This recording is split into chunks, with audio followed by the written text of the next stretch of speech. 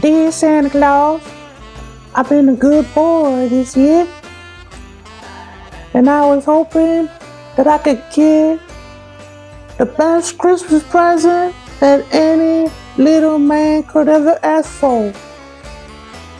I wish for you to bring me the legendary modular tabletop castle with battle damage, 6 pieces of modularity, battle ballista, and a double trebuchet.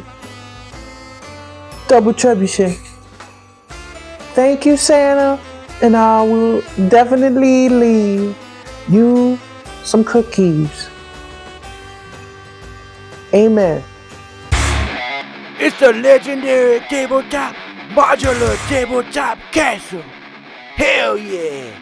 This Christmas, be sure to ask Santa for the best modular tabletop castle that you ever seen, with 6 modular pieces for modularity.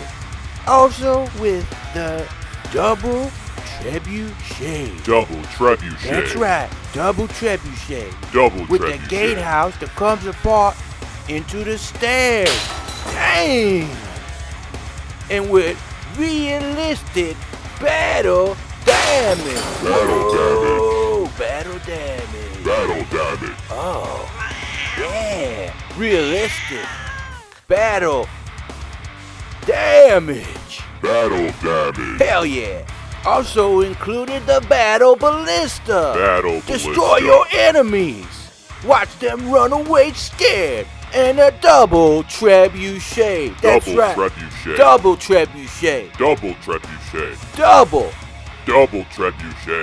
trebuchet. It's the legendary tabletop modular castle. 6 pieces with the hidden dungeon, hidden cavern, battle ballista, realistic battle damage, and double trebuchet. Brought to you by Freedom Paste, a product of Legendary Tabletop. Accessories not included.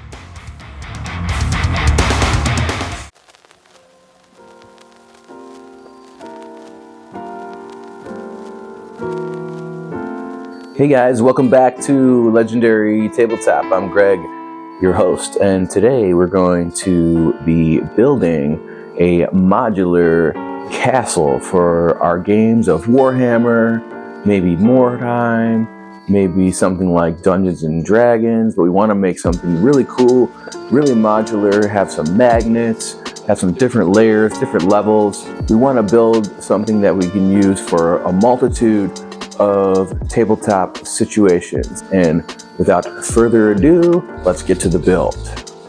If you haven't already, please hit that like, hit that subscribe. Hope you're enjoying this holiday silliness. And onto the castle here. Now we're starting with a few levels. We want this castle to have many layers to it, lots of modularity. So I'm starting with these 2 base levels. One of them is sort of going to be like this catacombs area, sort of cavern, dungeon, basement, and then this is the sort of mid area. And you can see kind of from the size of my cutting mat that it's not too large, and just enough that we could still store it on the shelf, but it's a little bit still imposing for 28 millimeters. And here I have these 2-inch walls all the way around. We've made this sort of shape to slip in here, and all the pieces have these slots in order for the XPS foam to just rest within itself. And eventually we'll go back and magnetize that off screen, but in order to make this video not 8 hours long, we're only going to show some things. So here we've cut some thin strips, and this is going to start to be the base of the parapets of the castle. So just a little sort of decorative defensive lip that goes over the side. I cut this to be just slightly larger than the walls themselves. Now I like to purchase XPS foam in this 1/2 inch sheets. One of the Gigantor sheets, I think like a 10-foot sheet, is like $25 when you buy in bulk, and that'll make a magnitude of projects and boards, etc. And also that thickness is sort of the perfect thickness of either a floor or a wall, so you have a kind of base point to really get started on the crafts. Now, I want to have a few pieces that could be put in different places or taken apart for the castle, and here I'm measuring and getting ready to place this gatehouse, and I've also built 2 small little towers that are just big enough that they will fit inside of that sort of octagon shape on top, and they also can be moved and placed into those front portions of the castle, and then also the gatehouse itself is also big enough to be placed in any of those areas, so they're interchangeable, but then you could also take these pieces and put them outside of the castle in order to make the castle maybe larger or to accommodate the story for whatever tabletop game you're using this for. And the idea is that maybe the castle will be totally complete and closed for games of Warhammer, and then we're going to build some of the insides and make some of the places explorable in order to possibly use this for our RPG games. I know in several of the Dungeons and Dragons games that I've run as a dungeon master that a castle is often involved. There's usually some sort of escape from the castle or exploration into the sewer, and the sewer comes up into the dungeon of the castle, or rescuing some sort of prisoner from the catacombs of the castle. So this thing could be used in a lot of ways, but then also we're going to be able to make it so modular that we could break it apart to maybe be runes or several different pieces to sort of cover a whole tabletop of terrain if we needed. And I know a lot of people like myself, we live in the city, we live in apartments, and we don't have all the space in the world. We're limited on our space, so when we can make things such as this that are usable in many situations, that is a win-win. Now you'll see me cutting here. I cut a little diagonal piece, and the idea is that this gatehouse here is going to have several different parts. While I'm messing with that though, I'm going to cut a bunch of small little type of cube-shaped, square-shaped pieces that are going to be that classic parapet for the castle walls, and I'm going to use hot glue on this, and then I'm going to repeat that design language onto the buildings as well, so that the buildings, the walls of the castle have a similar aesthetic. And you can see here that split gatehouse. Here's the other half, so basically you can split that gatehouse, take that one piece off, and hidden underneath is the stairway, so that maybe when the gatehouse opens or the gatehouse is destroyed in some sort of siege tabletop game, you can use the staircase. And here you can see how this all fits together.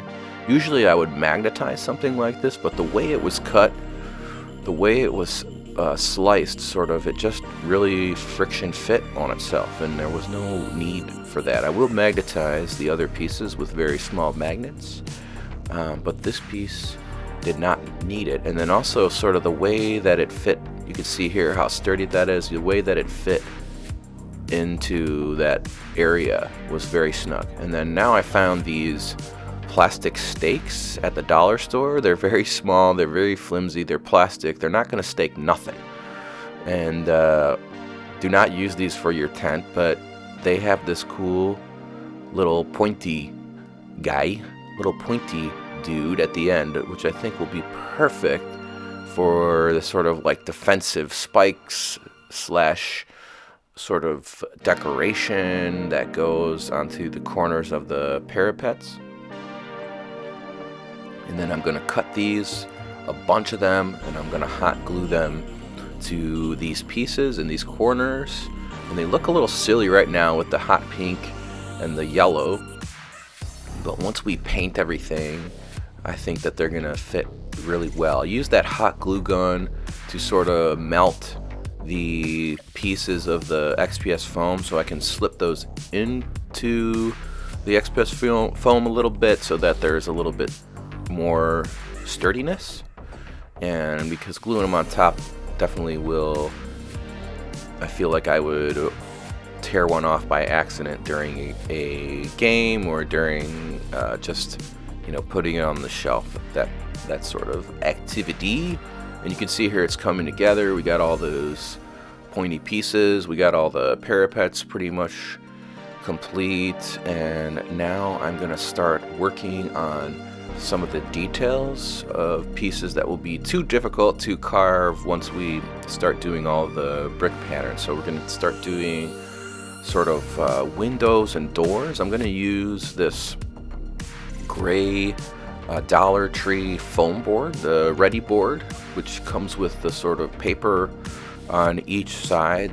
It's a little bit less dense than the XPS insulation foam, but there is a positive aspect to that where it's a little bit easier to carve. It takes impressions a little bit easier. And I had this cool kind of door from the Dungeons and Lasers Cave Kickstarter / Indiegogo, and I really liked that design, and I needed a ton of these doors. I didn't have enough of the plastic pieces, so I drew my own with a ballpoint pen. They're not perfect, but they look pretty darn okay, and I think once they're painted up, they're gonna look great. And I needed a lot of these, so sat down, put on a podcast, carved a bunch of these, and then I'm using some tacky glue here along with some jewelry rings, some very inexpensive jewelry rings, and I'm using those for the doorknob. So just a little dab of the tacky glue. The tacky glue dries clear, so you can kind of put little embellishments like beads and things like this. It takes a little bit of time to dry, but once it's dry, it's very sturdy and less conspicuous than the hot glue. And you can kind of see here how that looks. It's nice, and it looks pretty realistic, pretty to scale, and gotta love those big, you know, Ebenezer Scrooge door knockers. And that one was a little gunked up, so I ended up putting a different one on here. Too much glue, and everything's coming together. So along with these doorways, which I need kind of 2 for each side, so that each, you know, space, a side of the space is represented. Then I started carving these little windows, and they're small enough that you sort of don't need a sort of stencil to do. You know, if you just cut slow, draw slowly, if you have trouble, you know, making things like this, just go slow. Go as slow as it takes, and then eventually you'll be able to sort of speed up. And then we're doing 2 types of windows here, kind of Gothic archway style. Some of them have these 2 little window slots, and then some of these have these single slots. And then I'm gonna put a sort of pattern into the windows themselves, like a sort of crosshatch pattern, and then also I'm gonna put some cracks. And this is all using the ballpoint pen, being sort of random with the cracking. And now we'll take a very quick break and hear a quick word from one of our sponsors.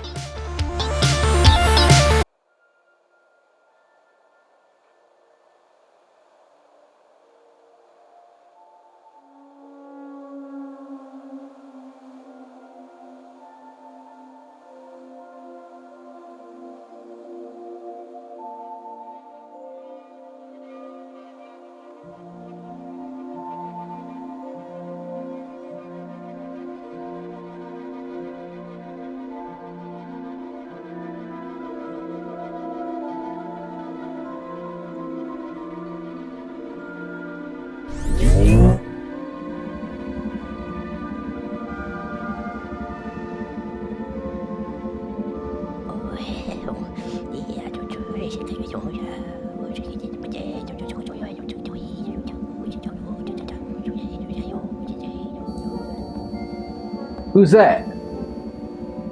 Who's there? Oh, it's just me. Who are you? I'm the YouTube algorithm. The algorithm? Yeah, the algorithm. YouTube algorithm. What are you doing in my house? YouTube sent me to tell you you gotta get more likes, you gotta get more subscriptions, more likes. I mean, I ask people to subscribe to the channel, but I don't try to push it too hard. I don't want to come across as pushy. I don't want to do too much. If people want to subscribe, if they want to like, they can do it. No, shush. You gotta get more likes. I mean, why we gotta hit the like so much? Why do you like that so much? Because it feels so good when you hit the like. What happens? What happens when you hit the like? What happens, over at YouTube headquarters when you hit the like, you hit the subscribe? Tell me, algorithm. Well, it pleases the algorithm. Ooh. It pleases us. You have to please the algorithm. Hit the like. Ooh. Hit the subscribe and please the algorithm. Oh. Hey. Hit the like. Hit the subscribe. Please the algorithm. Please the algorithm. Please me. Will you stop that? Ooh, it's gross. Oh, I'm sorry. Sometimes I get a little carried away with... Hit the like. Hit the subscribe now. Do it!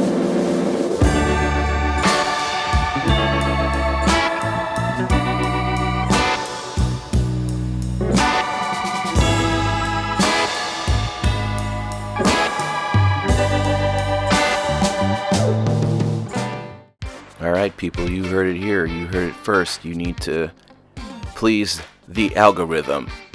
Click the like. Click the subscribe.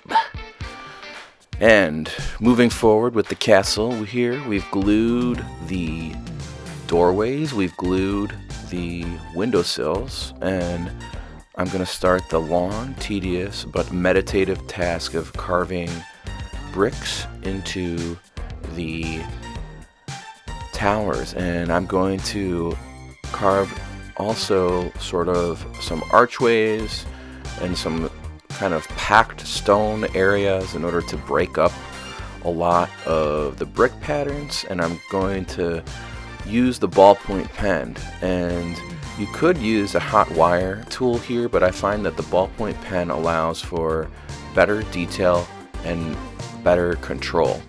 Also, I don't like to breathe in the fumes of the melted foam.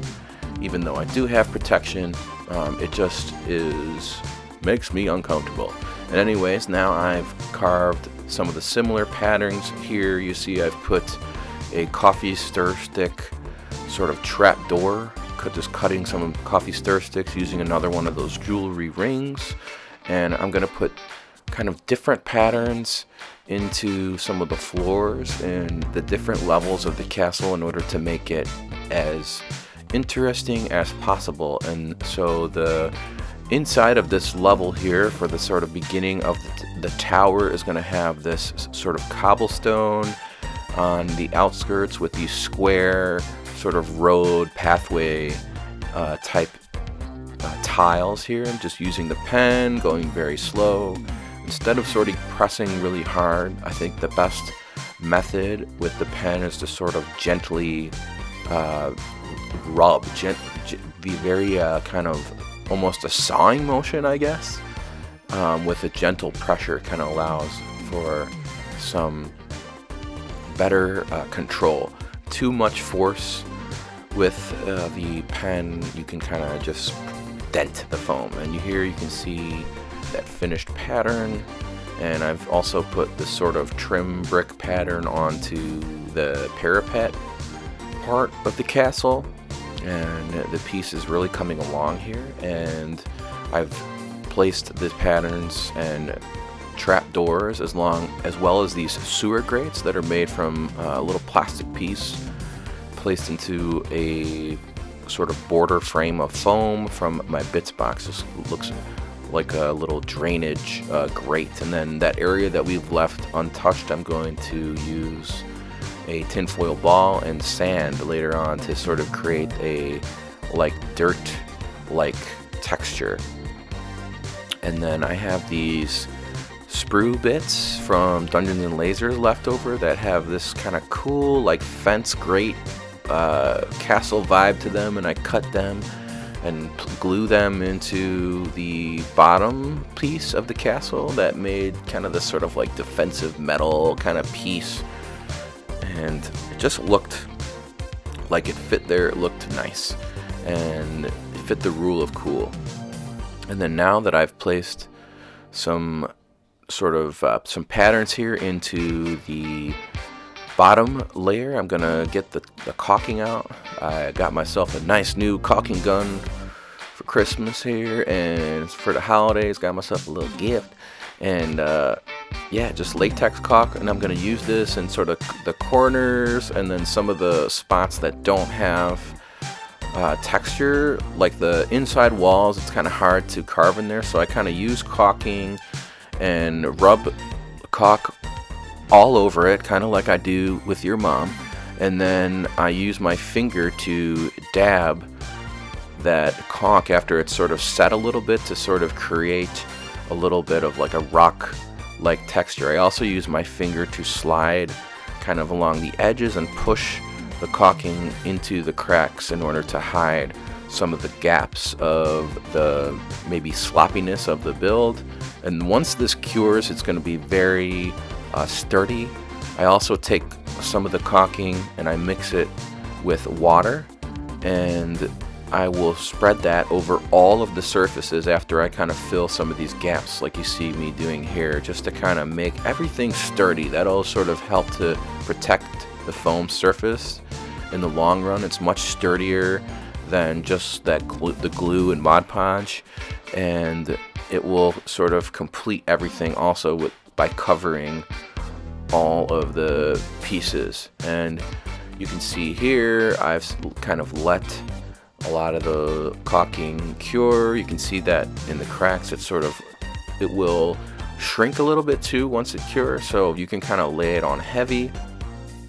And I've left some of it off of the larger pieces on the outskirts, but I've used it quite a bit to make that. You can kind of see on the bottom right here that sort of texture that I put in by dabbing my fingers. And especially with the buildings, it's important to kind of make all those edges very sturdy, especially when I'm sort of sliding in and out and using the piece and, you know, carrying it to the game store, etc.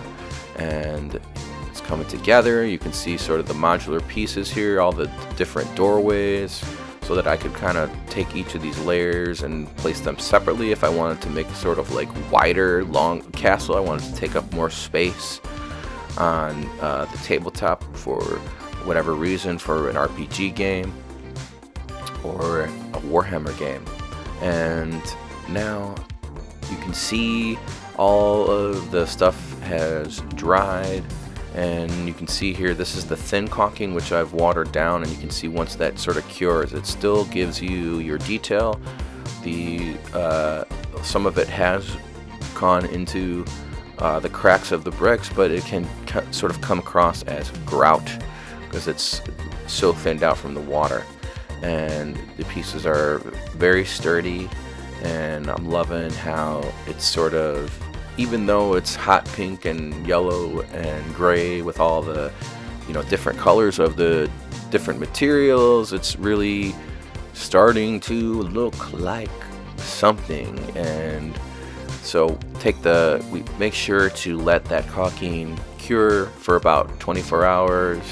Also, we used a lot of tacky glue, wood glue, etc., that sort of thing, and we're gonna leave that to dry. Now I have a lot of this cool bits from the Dungeons and Lasers cave set. A lot of bits and bobs, skeletons, creepy little mushrooms. And, you know, these small bits are great. And And I think the idea with these pegs that Dungeons and Lasers has is that, you use them with, your sets. And now I prefer to kind of use these for embellishments because they're just so small, and to paint them and like plug them into the, each little piece seems like a pain. But the bits are beautiful. Archon Studio has done such a good job in creating a lot of awesome plastic. And so what I like to do with a lot of these is use them for terrain to kind of create those kind of final little details that really bring you into not only the setting and the story, but sort of bring you into the scale. And so in this basement area of the catacombs of the castle, I'm creating kind of a couple different areas. I'm sort of in this corner as this side kind of cave, and maybe in some sort of RPG adventure, once you break, you either, your adventurers kind of enter the castle from underneath, whether it's through the cave or the sewer or the dungeon, or they find some sort of secret dungeon entrance from the castle. And so I'm cool with putting all these things permanently in here, and then, for wargaming, I can put the top piece on and hide this, but it makes this piece so much more functional and interesting, and tells a story, makes you think about why these things are here. And I'm using just tacky glue to put all these pieces in, because the idea is that I'm gonna fill the sides with sand and rubble in order to kind of start that cave atmosphere. So we still have some of the tiles and things from the castle that we're going to paint some of the colors and things from the castle, but we're going to also include a lot of these elements, and I think it's going to make for a really neat portion of the castle.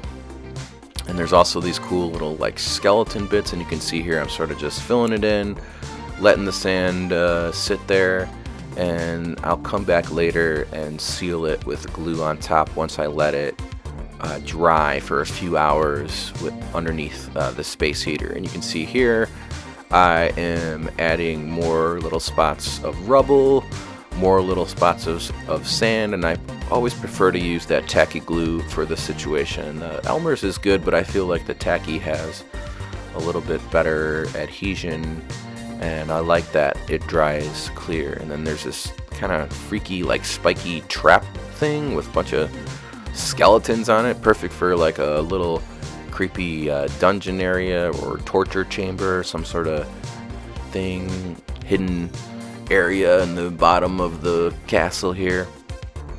And also you can kind of see cool how the pattern on the side, the dabbing of the caulking, creates a cool little rock pattern. And there's a couple statues that I also got with some Dungeons and Lasers stuff. These statues are from the Rampart, which is like a sci-fi terrain, but they fit perfectly here. And I put a little like rubble on the bottoms of those to blend them in. And then now the opposite corner of that catacomb underneath, I'm gonna put a little like fungus, like mushroom, like little psychedelic goblin cave area. Maybe this could be another kind of little cave entrance. There's a little torch from the Dungeons and Lasers set. Cool little bits, nice little bits, but I prefer to use them for the terrain. But if you're looking for a lot of cool stuff, definitely jump in on one of their, they do basically one Indiegogo, one Kickstarter a year with a ton of cool stuff, a ton of cool bits. I've bought several, and I still have a ton of stuff to paint, but love their stuff. They're really kind of starting to give Games Workshop a run for their money in terms of the quality of their plastic injection molded models.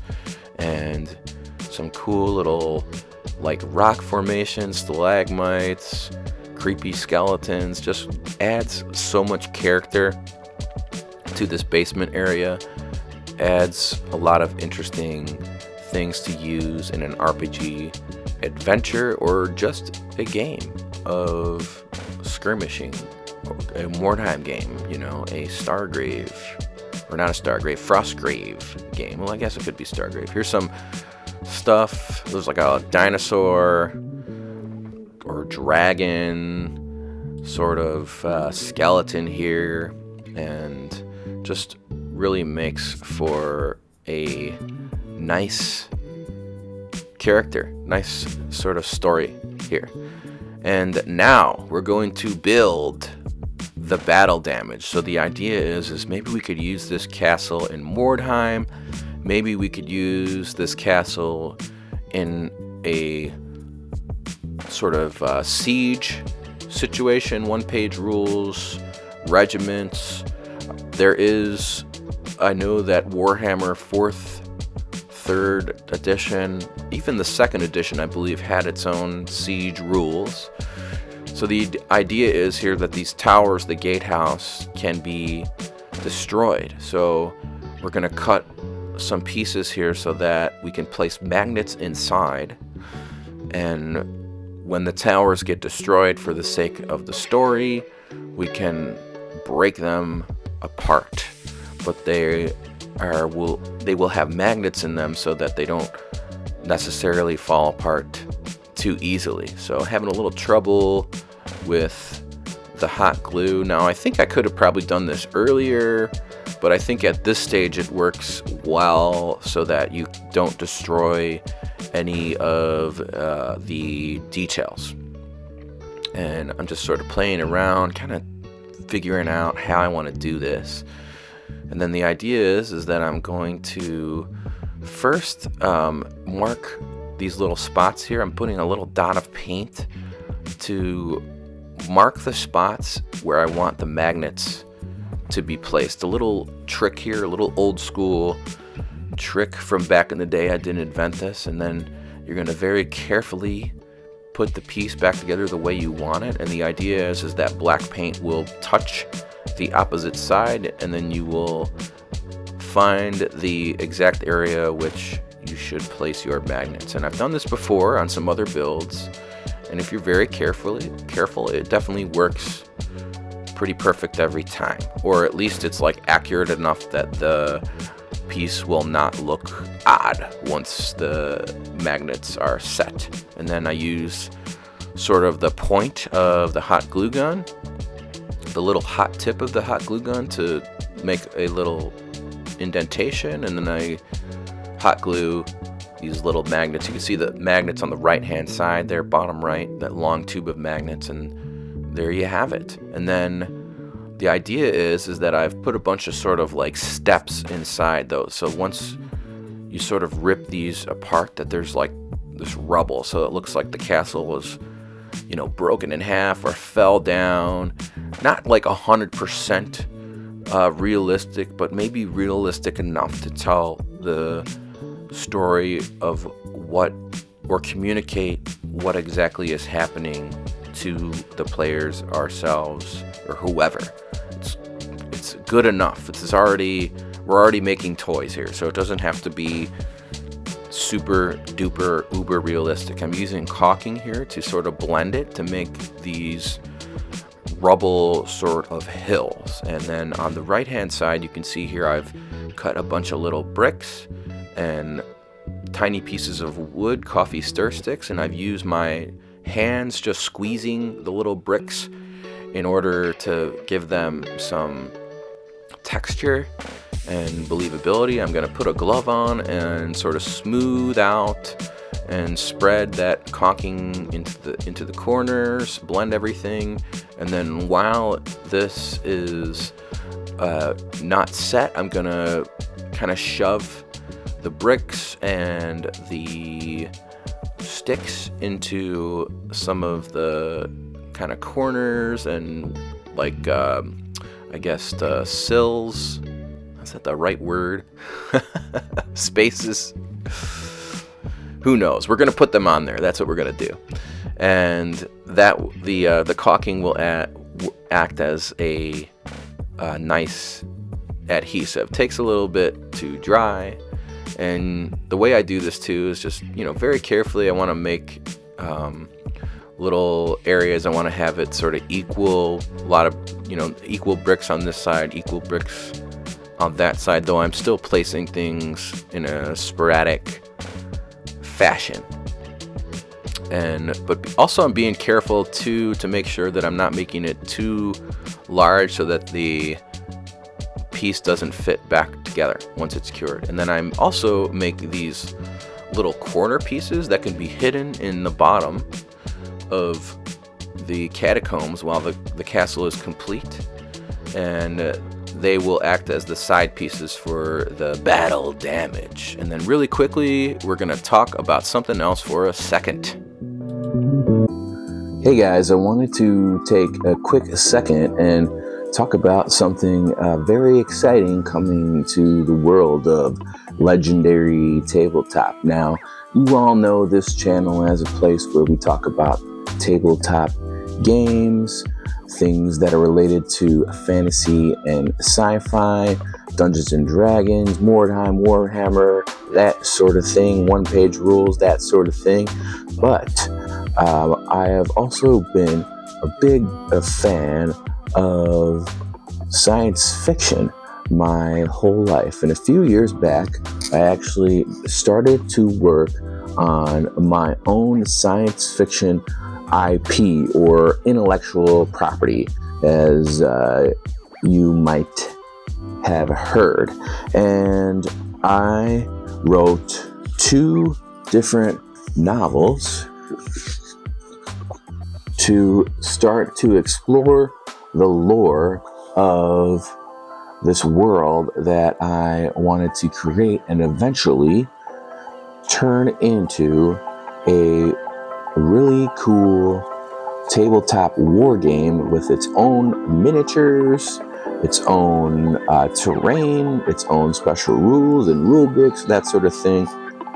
But I thought that getting the lore really worked out before all this goes forward and we start working on videos related to that game here on the channel, that the lore is the most important thing. So we have these 2 novels that I have written, and the first one, Apex Outsider Worlds, and it has a sequel, book 2, so to speak, Apex Exodus.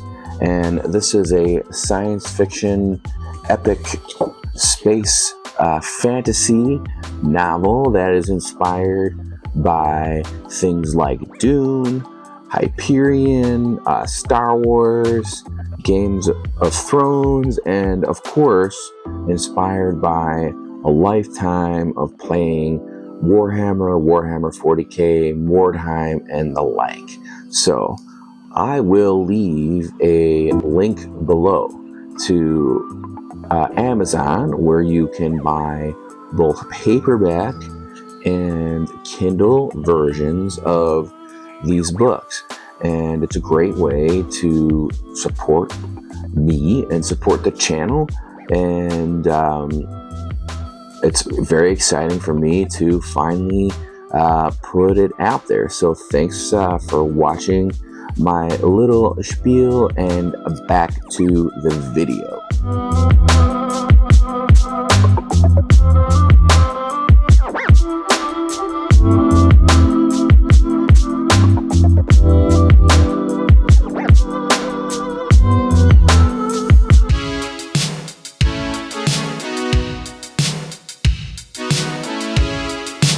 Alright, the time has come for paint, and thank you if you've taken and watched the video for this long, and you've watched all my little spiels and my silly little skits, and we're gonna start painting. So off screen, we primed everything black with some black house paint mixed with PVA glue and varnish, and then I'm starting with some random browns for the base of like the rubble, some of the parts of the wood and the doorways, some of the base of this catacombs, and even the upper levels where we've put sand and rubble.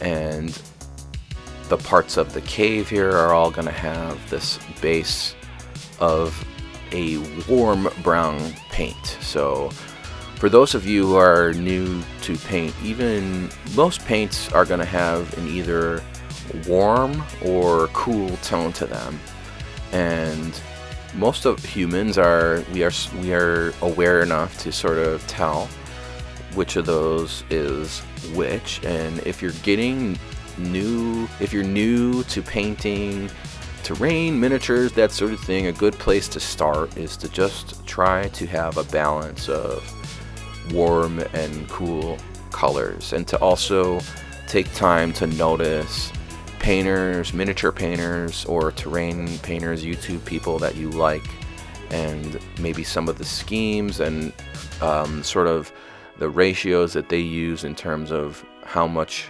cool to warm paint colors that you have. Or maybe you're a person who is colorly challenged, colorblind, as they say, and you need a sort of place to start. Don't be intimidated. Just start with the sort of warm and cool. It's not rocket science.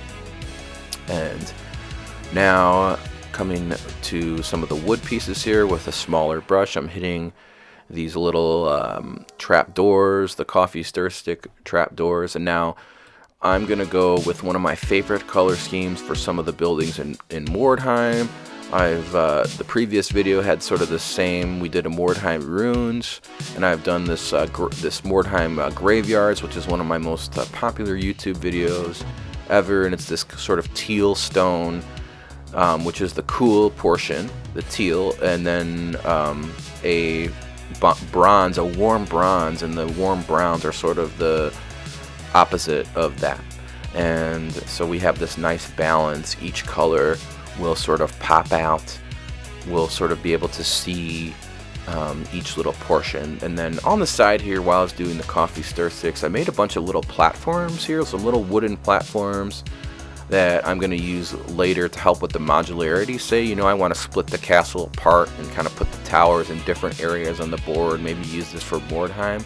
I can have these little wooden walkways to kind of connect little pieces of the castle. Even the gatehouse, I can kind of push that gatehouse forward a little bit and sort of use the walkway as part of the build. And then now I've put a layer of teal, and then I've also watered down some green paint and put a little bit of kind of green to be some sort of like moss on the side of the castle. And then now I'm hitting the doorways, the metal portions of the doorways with that copper, and it really pops. This is a nice copper paint. I got it from the store Michael's, and it's just a lot of metallic. A lot of paints are just going to be, the more money you spend on them, the better quality they're going to be. And this is just a $5 little thing of bronze paint, so it was really high quality, nice coverage. And I've taken the mushrooms here, I've painted them sort of blues and purples, and this is a little trick I do sometimes with miniatures. So I let it dry, and then I come back with a really nice high pigment white paint, and I place sort of dots on maybe these little points, the tips in which I want to sort of create a glow effect. And then I let that dry, and then I'll come back with some fluorescent paint from Vallejo. This one, hey, that one, the green one, and I'll place that over the entire surface, and it creates a sort of poor man's OSL. And you can see here that the fluorescent paint is also very strong once it's on camera here, sort of wet, but once it dries, it's a little bit more subtle, and you can kind of see the pop a little bit better, because you want to overlap it onto the other portions of the build of the mushrooms. And the pink here too goes really well with both the purple and the blue. And the fluorescent paint is also translucent enough that it sort of creates some different colors when you blend it with those pieces. While I'm doing that, I'm going to finish the rest of the castle with a dry brush of a lighter teal and a downward and a wash, and that's basically it. And then just a little bit of hardened leather speed paint, to put some recess into these bones, and that's about it. All right, guys. Well, that concludes our modular castle build. I hope you enjoyed the video. I hope you enjoyed the silly skits, the addition of some comedy into the channel. And I want to just take a moment really quickly to thank everybody who likes, thank everybody who subscribes, and thank everybody who comments. I would never imagine that I would have a YouTube channel that would grow to this size, and it's all thanks to people like you. And I hope you have a happy holidays, and without further ado, you know what time it is. We're gonna roll that beautiful bead footage!